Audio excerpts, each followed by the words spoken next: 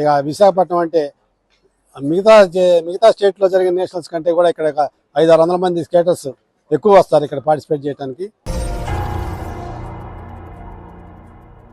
మనం విశాఖలోని ఉడాపాక్లోనూ ఇక్కడ రోలర్ స్కేటింగ్ సంబంధించి నిర్వాహకులు ఉన్నారు. వారితో మాట్లాడి ఆ టోర్నమెంట్ తెలుసుకుని ప్రయత్నించారు.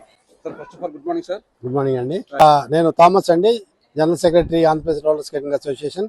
నాతో పాటు మిత్రులు రవి గారు ఉన్నారు, Visakhapatnam district roller skating association president గారు, అట్లాగే రాంబాబు గారు టెక్నికల్ అఫీషియల్ ఉన్నారండి. ఇక్కడ మేము 63rd nationals roller skating federation of India తరఫున 63rd నేషనల్స్ కండక్ట్ చేస్తున్నాం. మేము ఇక్కడ మొత్తం 30 స్టేట్లు, యూనియన్ టెరిటరీలు స్టేట్స్ కలిపి 30+ స్టేట్లు వస్తున్నారండి. 4000 మంది స్కేటర్స్ పార్టిసిపేట్ చేస్తున్నారు ఇక్కడ. వాళ్ళందరికీ కావాల్సిన ఏర్పాట్లు మొత్తం అన్ని మేము గర్విస్తున్నాం, ఘనంగా పూర్తి చేసామని చెప్పడానికి గర్విస్తున్నామండి. ఇక్కడ మా హాస్పిటాలిటీ కూడా వాళ్ళకి ఎంతో ఇష్టం, ఎందుకంటే ఇది మేము 8వ సారి కండక్ట్ చేస్తున్నాం నేషనల్స్. ఇక విశాఖపట్నం అంటే మిగతా స్టేట్లో జరిగిన నేషనల్స్ కంటే కూడా ఇక్కడ 500-600 మంది స్కేటర్స్ ఎక్కువ వస్తారు ఇక్కడ పార్టిసిపేట్ చేయడానికి.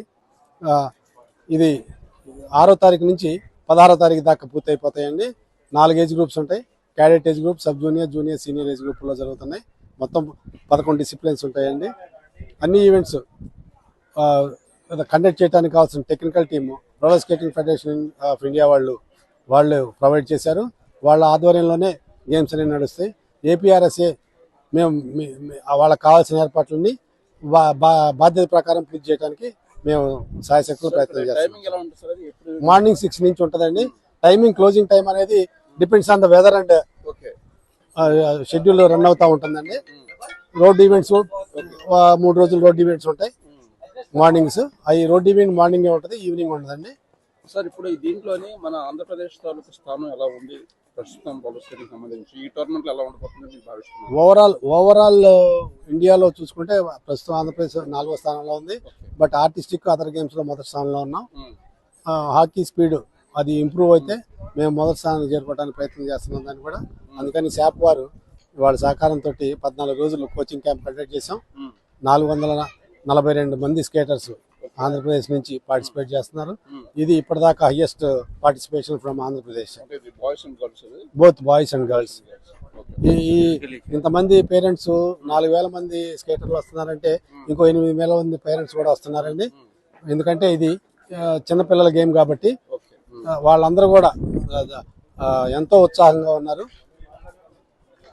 Okay right. ఇది ప్రస్తుతం చూసినట్లయితే దేశంలోని 4వ స్థానంలో ఆంధ్రప్రదేశ్ రోలర్ స్కేటింగ్ అనేది ఉంది.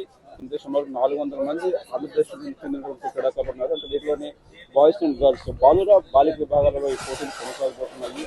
విశాఖపట్నంలో ఈ పోటీ నిర్వహించడం ద్వారా క్రీడా చిత్రపటంలో మరోసారి విశాఖపట్నం పేరు మరింత స్పష్టంగా కనిపించబోతోంది. ఇప్పటికే విశాఖపట్నం అంటే ప్రకృతి అందరూ నిలయం. మరోవైపు విశాఖలోని అంతర్జాతీయ క్రికెట్ స్టేడియం ఉంది. భారత్ దక్షిణాఫ్రికా జట్ల మధ్య decider match 300 series decider match కూడా విశాఖలో జరగబోతుంది. సో అందరి దృష్టి విశాఖపైనే ఉంది. ఇప్పుడు రోలర్ స్కేటింగ్ ద్వారా దృష్టి మరింతగా విశాఖ సాధించబోతుంది. ఇది వాటర్ పరిస్థితి. Video journalist Samyuktha Jagadish Kumar, JK Visakhapatnam. Thank you sir, thank you very much.